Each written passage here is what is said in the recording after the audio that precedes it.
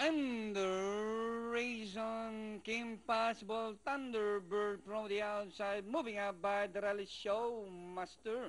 St. Mark, the favorite racing import alongside Stormy Norman. Giginhawa is racing by the rally. Then comes Ako, ang boss Daman Surya, Terrible Marvin. Showmaster by about 4 lengths, followed by Thunderbird in second.